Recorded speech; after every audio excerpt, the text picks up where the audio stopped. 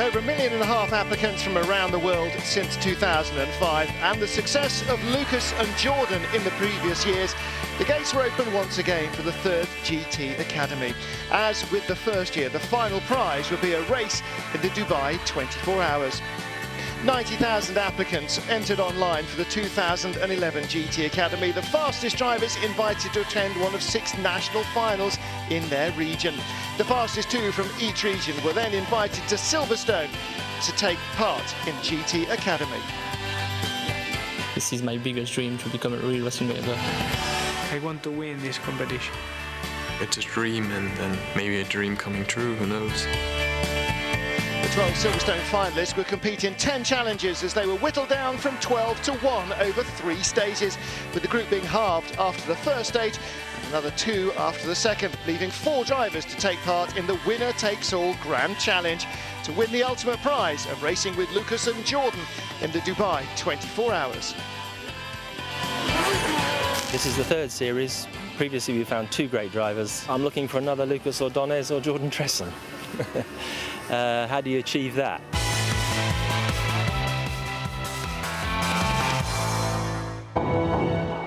Before life at the GT Academy could start, the 12-bedroom gamers were taken straight to Le Mans in France to see exactly how Lucas Ordonez, GT Academy's first-year winner, had progressed since leaving the Academy 3 years previously.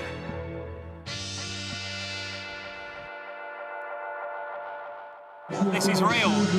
We're not faking this, we're not bluffing this. We're here to kind of illustrate to the guys what they could ultimately be facing in terms of a challenge. This is the biggest motor race in the world, and the winner of the 2008 GT Academy is sitting on pole position in the LMP2 class, and he has to cope with this pressure. I want to do it. I want to do this. I want to be a racing driver. We're in the grid of Le Mans 24, and yeah, this is just the start. As Lucas started the race of his career, it was time for the finalists to take on their first challenge, a 2-hour karting enduro. The first challenge this evening will be karting around the Piste Alain Prost. It's kind of cool being at Le Mans and running something that goes into darkness. It kind of encapsulates the spirit of it all. Not only would this show the skills of the teams, but it helps with communication too. Interesting watching the nature of the relationships between the drivers. It's great. I love this teamwork stuff. It's really good. It's another, another twist, another element that's, an added challenge. So with about 15 minutes of the race remaining, the Italians prop up the field. The featherweight French team are at the head of the field, and everybody else is separated by a handkerchief. He'll go on the race soon. That was hard work. Hard work. With the first challenge over, the French took an important first victory. It's a great beginning for the competition.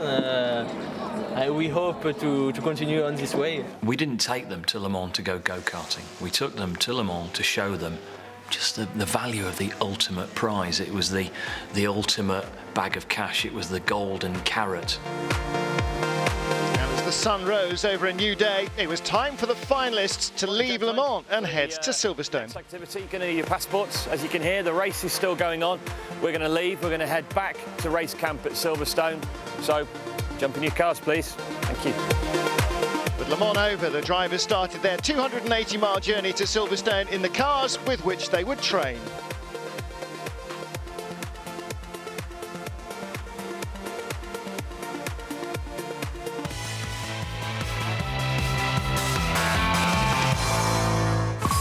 Okay, gentlemen, warm welcome to your base camp.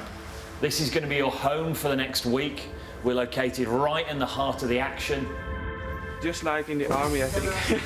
Very hard, but it's better than Le Mans, so no problem. But before they even had a chance to settle in, time to meet a man that the gamers would have to impress. In 19 years as a professional racer, this man had seen and done it all. Formula One legend and renowned straight talker, Eddie Irvine.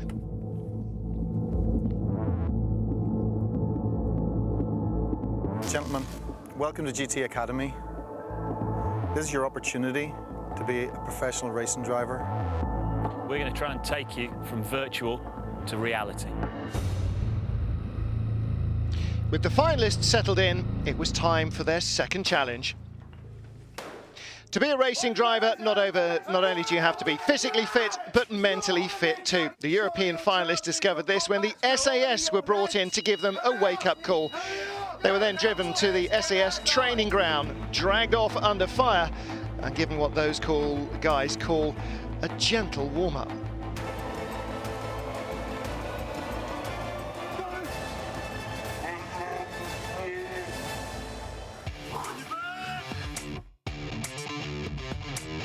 Many of the contestants found it both physically and mentally draining. A few even pulled out. We're about to lose Alex. Warm-up over, and with 3 contestants already out, it was time for the real test. A 5-mile assault course. 3, 2, 1, go! This would push even the hardest of military men. After hours and pain, the newly formed team of Germany-Holland came in first.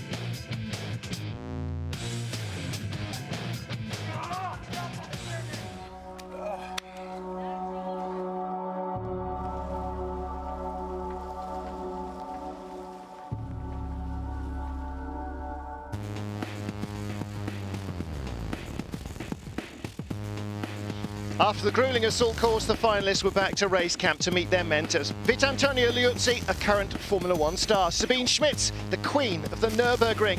Jeroen Blekemolen, a multiple Le Mans winner. Frank Meyer, Senior Tech's Nissan LMP2 driver. Johnny Herbert, F1 legend. And GT Academy's first-year winner, Lucas Ordóñez. With the introductions over, the teams were put straight into their cars so the mentors could benchmark their talent. Do you feel, are you happy with the car, every single lap? Happy with the car, yes, but the lap was not as good as I thought because I hit the cone, so... Yeah, that's not good to hit the cone. Yeah.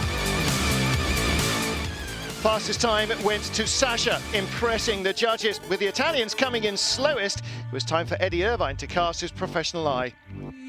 Well, I think we need to give these guys a bit of a wake-up call. With points awarded for the karting and the benchmark test, as well as attitude for the assault course, there was clearly already a leader. Congratulations, you're at the top of our leaderboard. Team Italy, you're at the foot of the leaderboard. With the Italians in last place and fighting to stay in the competition, the finalists bunked down for the rest they needed for challenge number 3.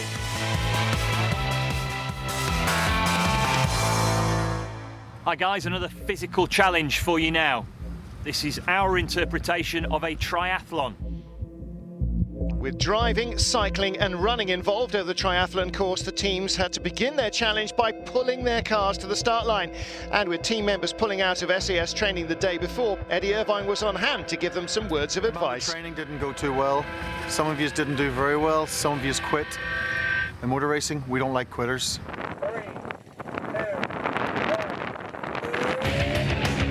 The Germans took the lead, followed closely by the British as the drivers changed over.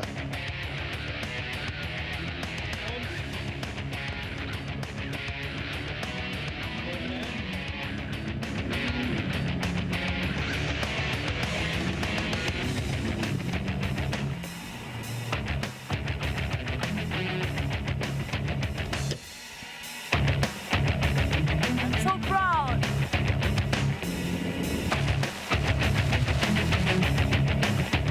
Interesting model.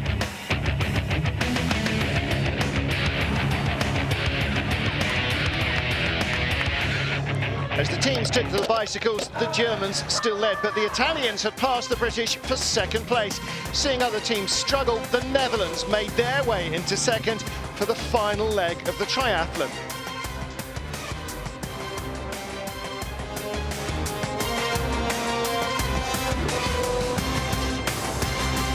Racing for the finish line, Netherlands spotted their chance and zoomed by the Germans for first place. It's a big boost for their egos and for the whole game, I think.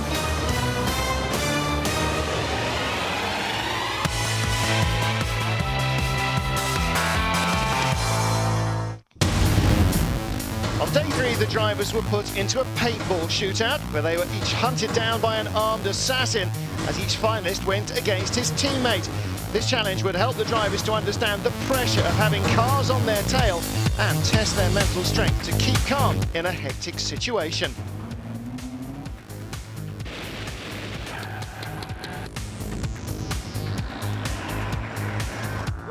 The Assassin took out many of the drivers quickly, Germany once again taking first and second.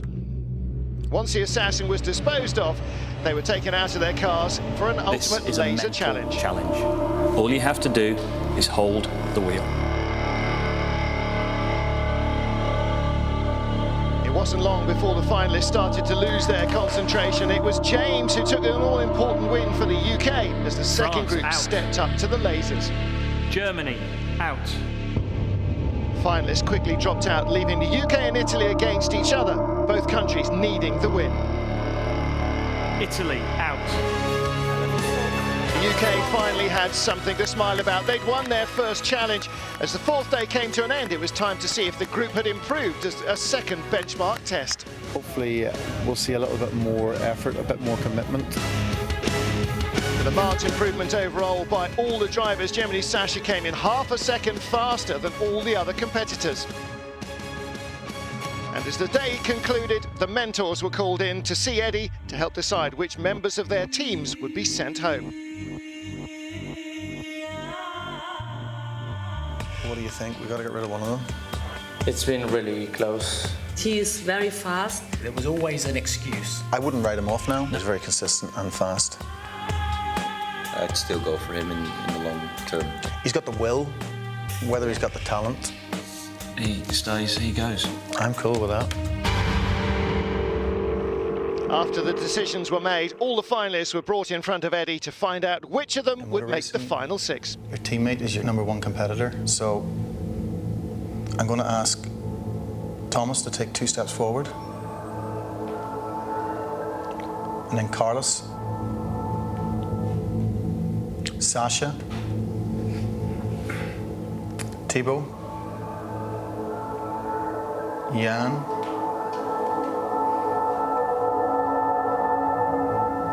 Guys on the front row, congratulations, you're into the next stage of GT Academy. Next time we'll find out who won the 2011 GT Academy as the final 6 contestants take on the final challenges.